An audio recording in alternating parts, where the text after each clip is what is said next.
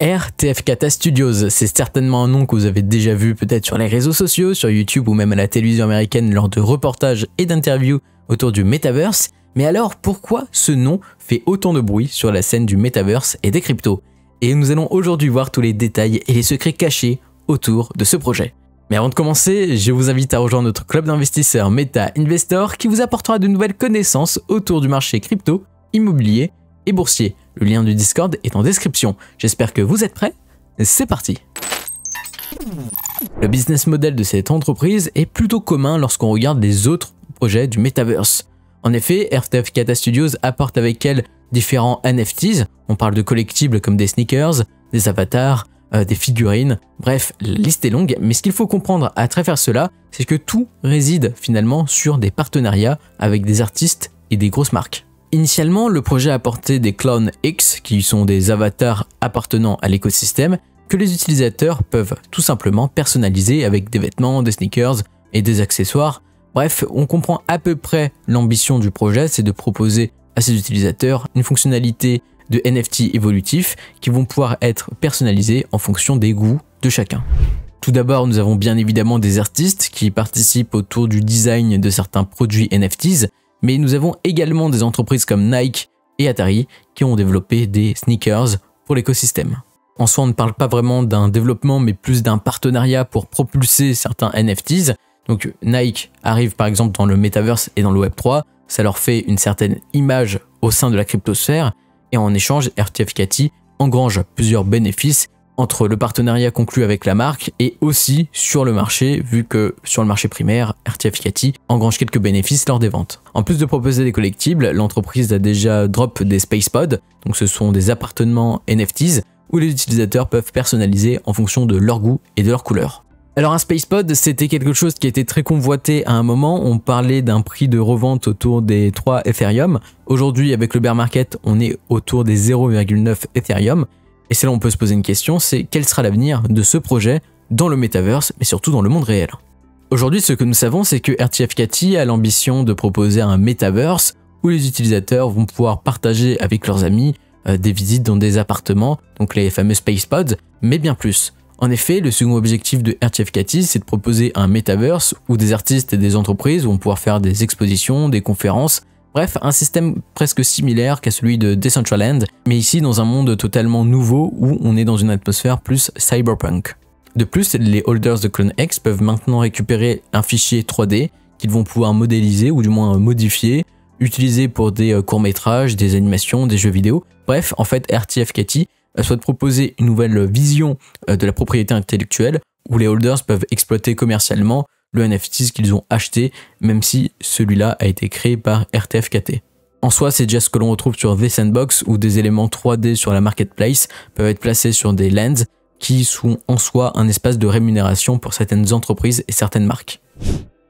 Malgré des NFT qualitatifs qui restent plutôt sympathiques visuellement, est-ce que RTF Kata a vraiment un avenir sur le Web3 et dans le cadre des Metaverse?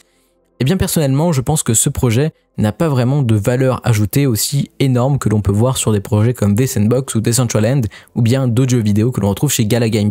De mon point de vue, je pense qu'aujourd'hui le Metaverse, c'est pas quelque chose de révolutionnaire. L'esprit révolutionnaire, c'est certainement plus la décentralisation, mais c'est quelque chose que l'on voyait déjà sur Minecraft ou sur d'autres jeux communautaires avec des serveurs appartenant à la communauté. Mais là où l'esprit du Metaverse a un petit peu révolutionné tout cet aspect-là, c'est qu'on a quand même eu le play to earn et la rémunération des joueurs suite à leurs efforts. Néanmoins, quand on regarde d'autres jeux vidéo comme CSGO et d'autres jeux sur Steam, on a déjà de la récompense de skins ou encore de caisses à ouvrir, donc finalement, tous ces aspects que l'on retrouve, ce n'est pas si nouveau que ça. Aujourd'hui, RTF Kata, c'est plus vu comme un Metaverse de rencontre, comme un VR chatroom que l'on retrouve sur les casques de réalité virtuelle. Mais aujourd'hui, est-ce qu'une chatroom a vraiment de l'avenir sur le long terme? C'est franchement une bonne question. Alors voilà, les NFT de l'écosystème sont en soi ici comme des skins Fortnite pour faire voir aux autres que l'on a une certaine prestance financière, comme dans notre société finalement, mais dans un monde plus numérique où il va y avoir de plus en plus de concurrence autour des Metaverse, eh bien je pense que le jeu vidéo et l'esprit ludique va le remporter face à des Metaverse de rencontres de ce type. Et ça finalement on le voit aussi chez Meta, avec Horizon, même si Horizon propose une interface visuelle VR pour faire des rencontres, ils apportent également dans leur metaverse des activités, des mini-jeux et en soi des jeux multijoueurs à faire ensemble autour de rencontres et de discussions avec ses amis. En soi aujourd'hui, le public mainstream va plus s'intéresser à des jeux vidéo de type metaverse comme The Sandbox, Decentraland ou encore les jeux de games vus précédemment. Mais aujourd'hui, la question à se poser, c'est quel est l'apport en fait d'un metaverse comme RTFKT dans notre société, mais également pour le Web3, vu que c'est un système que l'on voit déjà depuis tellement d'années. En parlant de Decentraland, on voit bien que ce sont des choses plus éphémères, ce sont des expositions qui ne durent pas sur le long terme. Mais RTFKT, sur son esprit, c'est finalement de proposer des expériences d'exposition en soi, avec des partenariats comme Nike ou encore de d'autres artistes, mais la question c'est, est-ce que les utilisateurs mainstream vont forcément se précipiter sur ce type d'expérience, même s'il y a des NFT en jeu? Parce que l'histoire autour de l'industrie du Play to Earn remonte finalement aux applications que vous téléchargez sur le Play Store, où vous pouvez jouer à des jeux free-to-play et gagner des points pour les échanger contre des cartes cadeaux ou encore du crédit PayPal. Et aujourd'hui, en regardant le business model de ces applications, on se rend compte qu'elles n'étaient pas si intéressantes que ça, qu'il y avait peu de monde qui restait dessus sur le long terme, car en réalité, même s'il y a de l'argent en jeu, si le jeu n'est pas vraiment intéressant et il est même nul, les gens ne vont pas continuer à jouer, et ça c'est logique. À mon humble avis, Artefact a une superbe équipe artistique et le projet apporte une vision cyberpunk qui est plutôt appréciée par la communauté gaming et en soi dans la culture pop.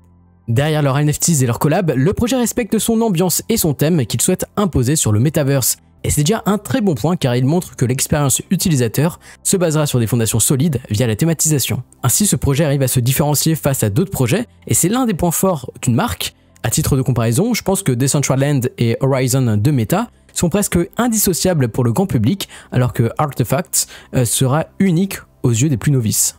Mais derrière leur drop de NFTs, la marque Artefact sera amenée à s'exporter sur d'autres metaverses, surtout avec la démocratisation des bridges entre les metaverses. Par exemple, le studio a déjà développé une expérience sur le jeu The Sandbox que j'ai pu tester lors de la saison 2 et il faut admettre que le game design était une masterclass où le land était imbibé par l'identité de la marque. Néanmoins, le level design restait moins maîtrisé, c'est-à-dire qu'il y avait beaucoup d'idées excellentes, mais globalement, la map était très mal agencée pour accompagner l'utilisateur, lui permettant de s'épanouir avec fluidité sur cette map.